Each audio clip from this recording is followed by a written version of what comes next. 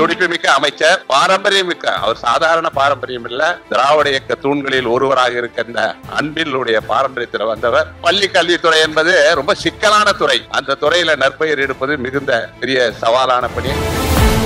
பள்ளிக்கல்வித்துறை, அதற்கு கீழ் இருக்கக்கூடிய பொது நூலகத்துறை, இது இரண்டும் கடந்த 3 வருடங்களாக செய்திருக்கக்கூடிய பணிகள் என்பது நான் உறுதியிட்டு கூற விரும்புகிறேன், இந்தியாவில் எந்த மாநிலமும் செய்திராத ஒன்று. ஒரு ரோல் மாடல் ஒன்றை இன்றைக்கு முதலமைச்சர் அவர்களுடைய வழிகாட்டுதலில் நம்முடைய மாண்புமிகு பள்ளிக்கல்வித்துறை அமைச்சர் அவர்கள் உருவாக்கி இருக்கிறார்கள். ஒரு 3 ஆண்டுகள் சமுதாயத்திற்கும் மக்களுக்கும் தொடர்பே இல்லாமல் போன கொரோனா தொற்று காலத்தை ஈடு செய்வதற்காக இல்லம் தேடி கல்வி என்ற ஒரு வெற்றிகரமான திட்டத்தை உலகத்திலேயே முதலில் செயலாற்றிய நாடு நமது தமிழ்நாடு. அதை உருவாக்கியவர் நமது மாண்புமிகு தமிழகத்தினுடைய முதலமைச்சர், திராவிட மாடல் முதலமைச்சர். அதை செயல்படுத்திய மிகப்பெரிய தளபதி யார் என்றால் எங்கள் பள்ளி கல்வித்துறை அமைச்சர் மரியாதைக்குரிய அன்பில் மகேஷ் பொய்யாமொழி அவர்கள்.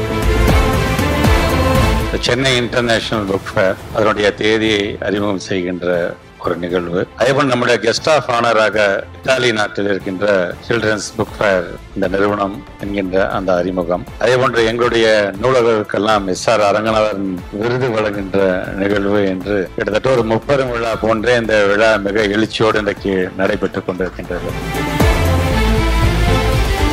நம்முடைய மாண்புமிகு தமிழ்நாட்டு முதலமைச்சருடைய இந்த ஆட்சி காலத்தில் இது போன்ற இன்டர்நேஷனல் புக் ஃபேர் இந்தியாவிலே எந்த ஒரு மாநிலமும் இவ்வளவு சிறப்பாக அதை நடத்தி காட்டியது இல்லை என்கின்ற பெருமை இன்றைக்கு தமிழ்நாடு தட்டி சென்றிருக்கின்றது என்று சொல்லும் பொழுது எந்த அளவுக்கு நம்முடைய நூலகத்துறைக்கு என்று இன்றைக்கு அதிக கவனத்தை அவர் செலுத்தி கொண்டிருக்கின்றார் என்பதை நீங்கள் உணர வேண்டும்.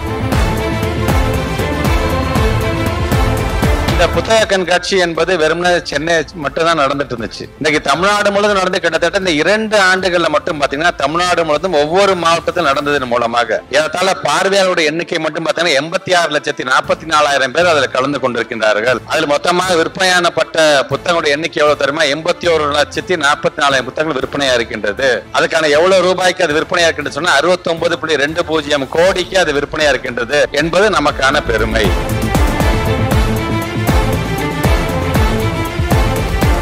இன்னைக்கு எல்லாரும் சொன்ன மாதிரி இந்த நூலகம் என்பது எந்த அளவுக்கு முக்கியத்துவம் வாய்ந்தது என்று சொன்னால், ஊர்ல ஒரு கோயிலோ ஒரு மசூதியோ அல்லது அங்க ஒரு சர்ச்சோ இருக்குன்னா அதுக்கு ஈக்குவலாக இன்னைக்கு நூலகத்தையும் பார்க்க வேண்டும் என்கின்ற அளவிற்கு இன்னைக்கு ஒவ்வொரு பகுதியிலும் இன்னைக்கு இதை நாங்கள் செய்து கொண்டிருக்கோம் என்று சொல்லும் பொழுது இன்றைக்கு எங்களுக்கு அதுக்கு எங்களுடைய கரத்தை வலுப்படுத்தக்கூடியதாக இருப்போம் யார் என்று சொன்னால் நூலகர்கள் நீங்கள் தான். அதனால்தான் உங்களையும் நாங்கள் கௌரவப்படுத்த வேண்டும் என்கின்ற விதத்தில் தான் இன்றைக்கு இது போன்ற விருதுகள்